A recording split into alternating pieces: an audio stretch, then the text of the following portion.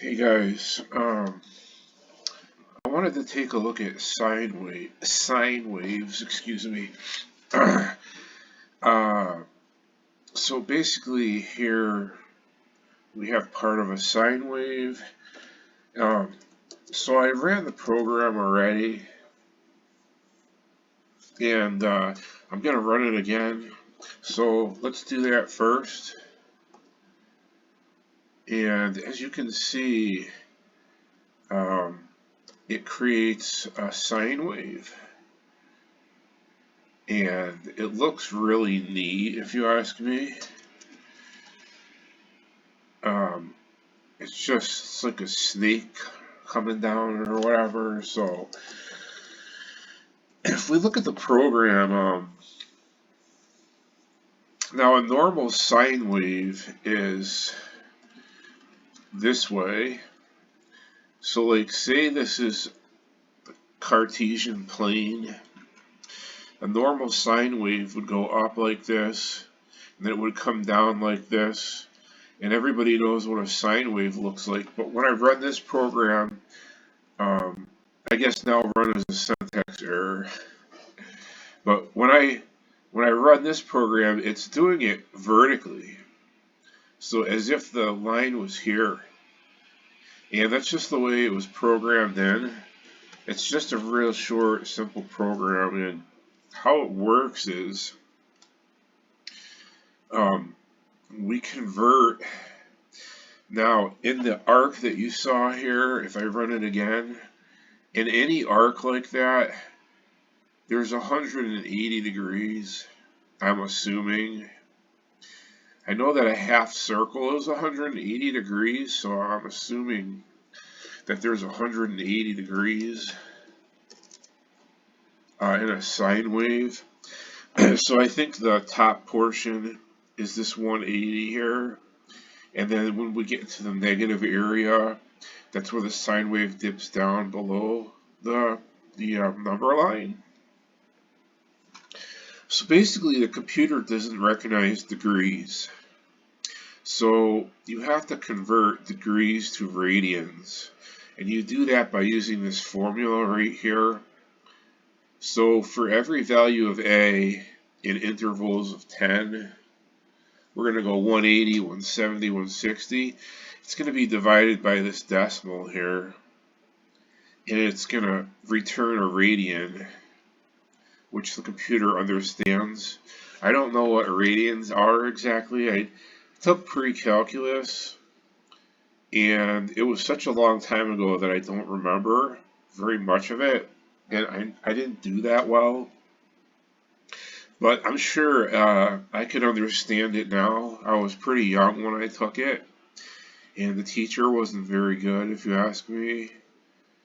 But that's besides the point. So we convert our degrees to radians, and then we have this statement here. The CL is our column location.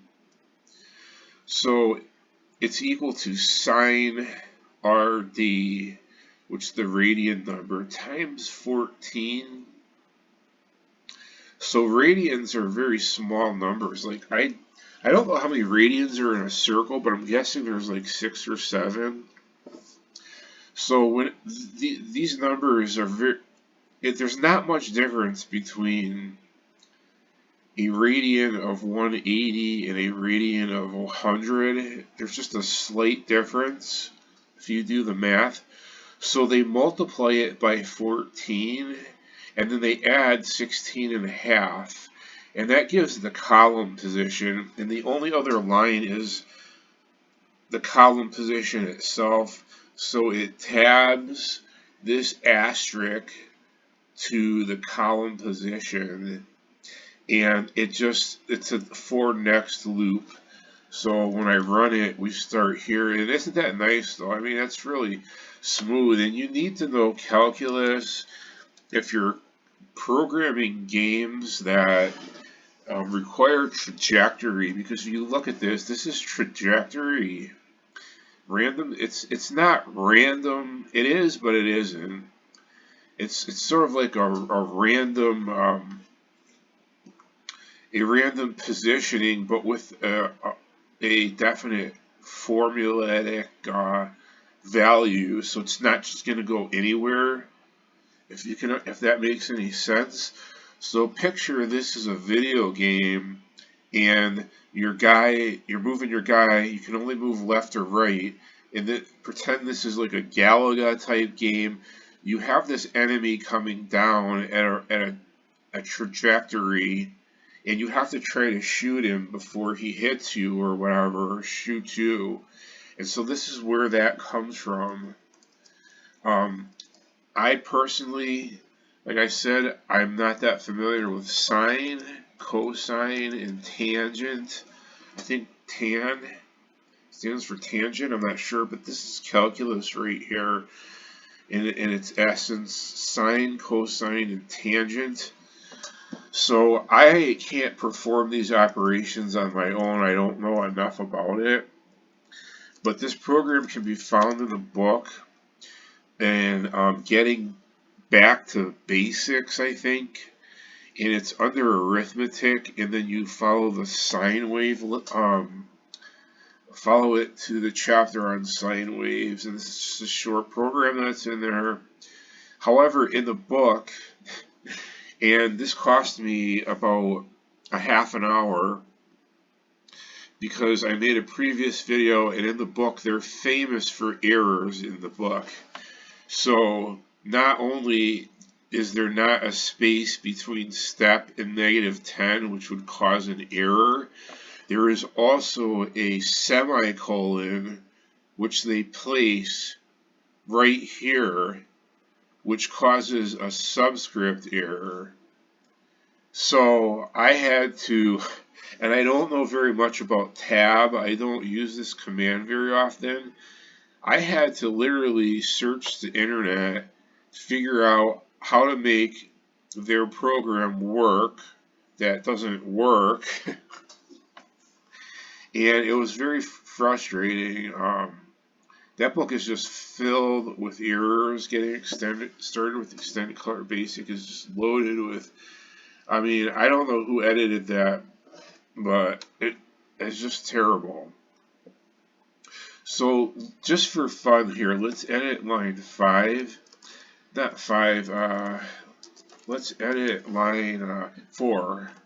Edit 4. I almost erased that there. And instead of sine, let's replace it with cosine. Because I am curious, what is the difference between sine and cosine? And it's very similar, but not exactly the same. So we're getting more of a bell curve, and that's exactly what that is. It's a sideways bell curve. So some of the data is being, a lot of the data is being skewed into a flat line where the curve is much larger, and it does not go into the, if you picture the Cartesian plane as a number line here, and I'm going to just draw dashes, this would be your x-axis, and a sine wave is above and below the x-axis. However, a cosine wave takes its positive and negative information, and it creates a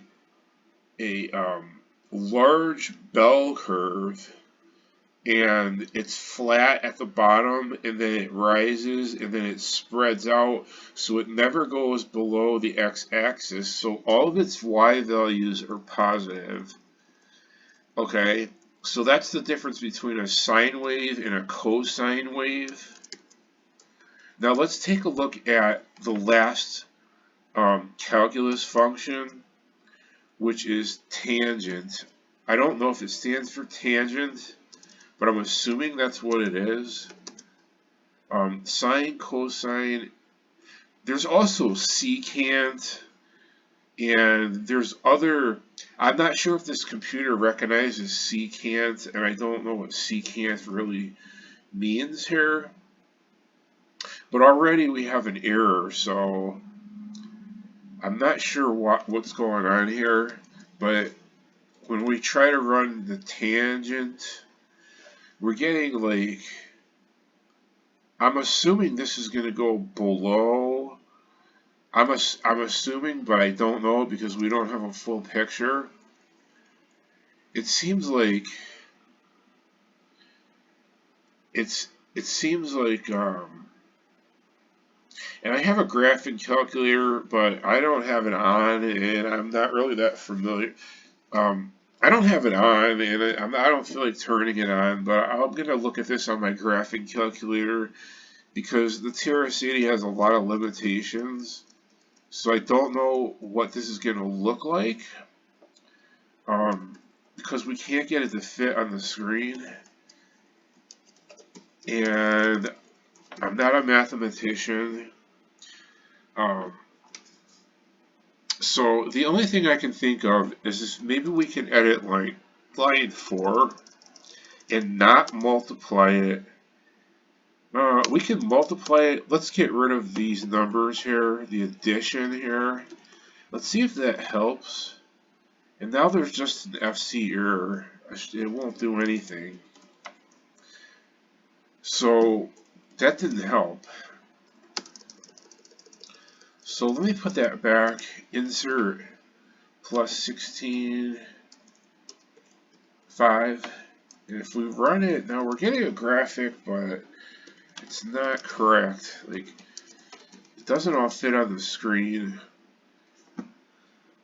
So as soon as it gets to around 100, it won't go any farther. Let's try editing line 2, and we'll begin at negative 180, and we'll see if that changes anything. We're just getting one dot there. So, like I said, I don't know how to manipulate this to get tangent to show up. So, I'm just going to cut the video off here. Hopefully, somebody has some insight into how calculus works. Just maybe a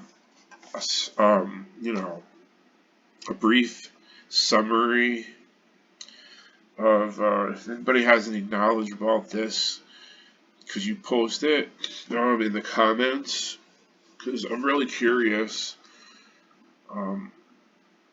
And I'll be back with another video on sine waves on the graphic screen. But this was a quick program. So if anybody has any insight into calculus, feel free to leave a comment. And that's it for right now. So take care and have a good night.